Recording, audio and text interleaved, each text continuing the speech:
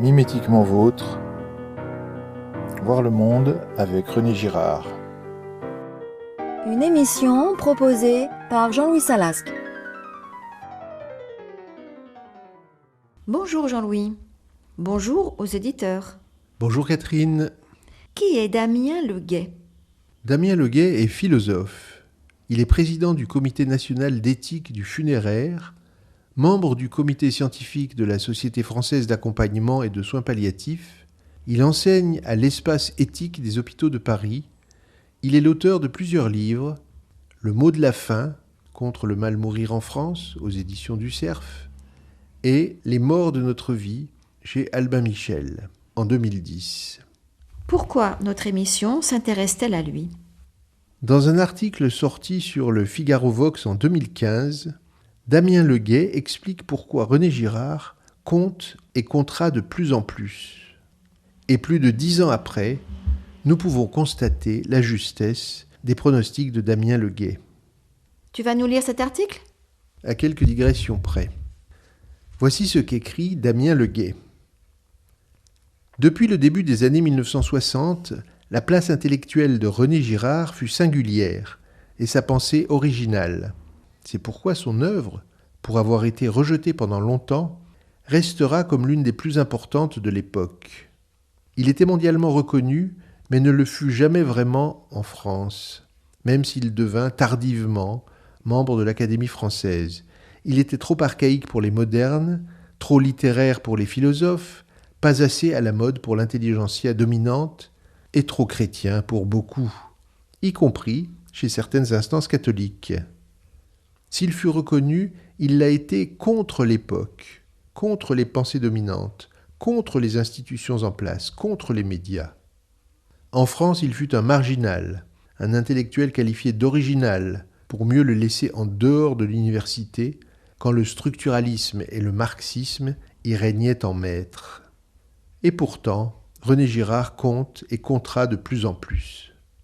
Pour avoir fait toute sa carrière universitaire aux États-Unis, pour ne s'être rangé sous le drapeau d'aucune des modes intellectuelles, qu'elles soient structuralistes, sartriennes, maoïstes ou autres, pour s'être intéressé aux faits religieux quand il était encore classé dans l'enfer de la superstition, pour avoir osé se dire chrétien, crime de lèse-modernité, ce qui, aux yeux de nos maîtres à penser, et donc à excommunier, lui retirait toute légitimité scientifique, pour n'avoir pas de relais en France, alors qu'il est traduit dans plus de 25 langues.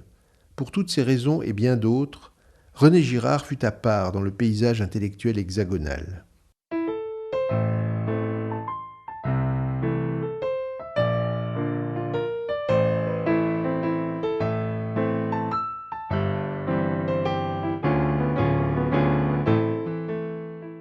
En 1961, avec Mensonges romantiques et Vérités romanesques, il s'intéresse à la littérature pour ce qu'elle dit de l'homme. En 1972, avec La violence et le sacré, il décortique les mécanismes religieux pour mieux comprendre la violence.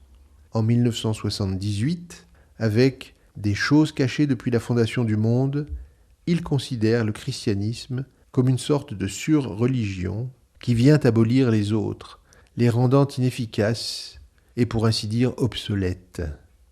Sa pensée s'inscrit mal dans une lignée clairement définie. Anthropologue, il critique l'anthropologie quand, avec Lévi-Strauss, elle condamne le sacrifice en le dépouillant de toute signification. Critique littéraire, il rejette ceux qui pensent que la littérature, devenue un monde en soi, ne se réfère qu'à elle seule, n'a rien à révéler des vérités humaines radicales. Chrétien, il critique les catholiques, trop immergés dans le monde et peu conscients des enjeux de l'Apocalypse. Alors qui est-il ? D'où sort-il ? René Girard était à la fois disciple de Durkheim et s'inscrivit dans la lignée de Pascal. Posture intenable s'il en est. Dans le camp des religieux, il est trop proche de Durkheim. Dans le camp des sociologues, il est trop religieux. Et quand il est question de ces maîtres du soupçon qui, depuis la fin du XIXe siècle, tendent à renvoyer l'homme vers des forces qui, en coulisses, le domineraient, comme s'il était marionnette plutôt qu'acteur, René Girard, lui aussi, se réclame de cette tradition qui disqualifie l'autonomie. Mais il ne met pas en exergue des forces sociales, des pulsions inconscientes ou des généalogies insoupçonnées. Il place simplement la rivalité mimétique au fondement de tout. L'individu n'est jamais seul, la conscience s'acquiert non par la raison, mais par le désir.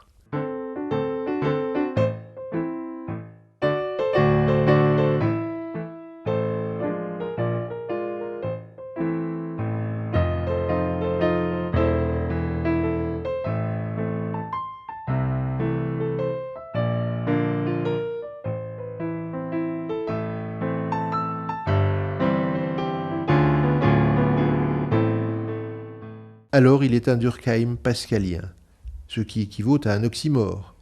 Unique membre de cette singulière catégorie, il retient de l'auteur des formes élémentaires de la vie religieuse une approche qui fait de la religion un effet de la coagulation sociale et une manière collective de réguler la violence. De Pascal, il garde le souci d'une apologie chrétienne pleine de raison. Tous mes livres, dit René Girard, sont des apologies plus ou moins explicites du christianisme.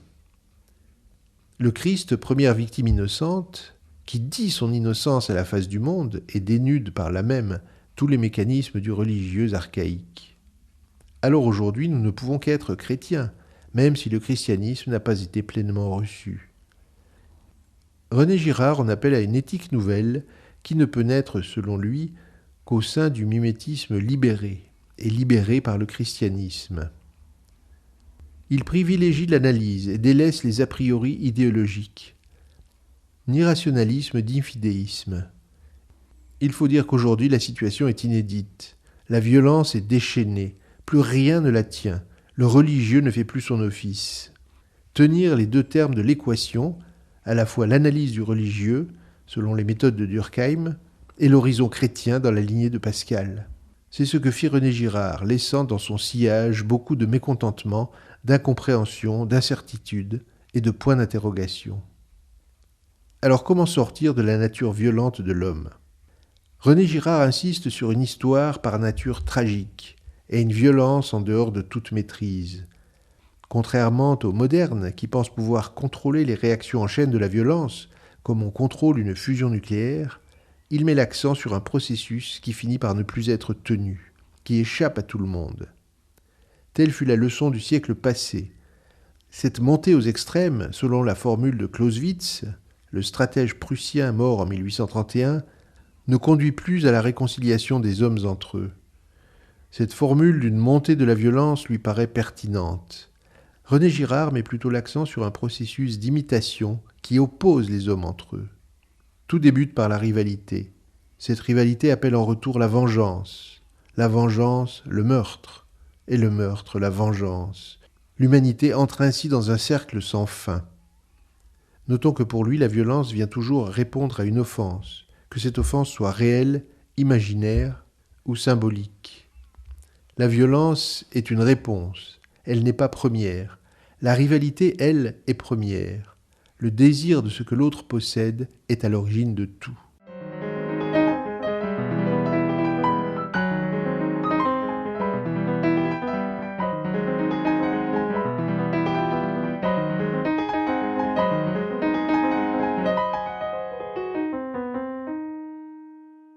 Comment briser ce cercle, interrompre ce jeu à l'infini ? Seul, nous dit René Girard, le religieux, par l'instauration du sacrifice, rompt cette circularité de la vengeance et du meurtre. Le sacrifice archaïque est arbitraire. La victime est chargée de tous les péchés du monde. Son meurtre réconcilie la communauté avec les puissances divines et surtout avec elle-même. Dans toutes les sociétés, fussent-elles des plus primitives, on retrouve ce mécanisme du bouc émissaire. Il permet d'évacuer la violence, d'apaiser les consciences et de mettre un terme, provisoirement, aux rivalités en cascade. D'une certaine façon, le sacrifice brise le miroir des rivalités. La réconciliation s'opère sur le dos d'un autre. Ce meurtre fondateur instaure des rites qui eux-mêmes font naître des institutions. Et c'est ainsi que naît la culture et toutes les institutions qui la mettent en forme. Or, le christianisme, dans un souci de vérité, retire aux hommes ce que Girard appelle les béquilles sacrificielles, en reconnaissant la pleine et entière innocence de la victime. Le Christ, dit et reconnu innocent, n'endosse plus la culpabilité sociale, bien commode pour justifier des sacrifices. Le religieux, dit René Girard, invente le sacrifice. Le christianisme l'en prive. Cette privation est un pari éthique, une invitation à sortir du cercle de la violence par le haut, les béatitudes. Et si les hommes s'accordaient entre eux au diapason de la bienveillance? Tel est le sens de l'invitation chrétienne. À ses débuts, René Girard rêvait d'un savoir sur la violence qui, une fois connu, permettrait de la maîtriser. Cette prétention l'a quitté. La réconciliation des hommes entre eux, conçue au départ comme quasiment automatique, est devenue au fil des années incertaine, pour ne pas dire problématique. Reste une certitude, le religieux empêche la société de se détruire.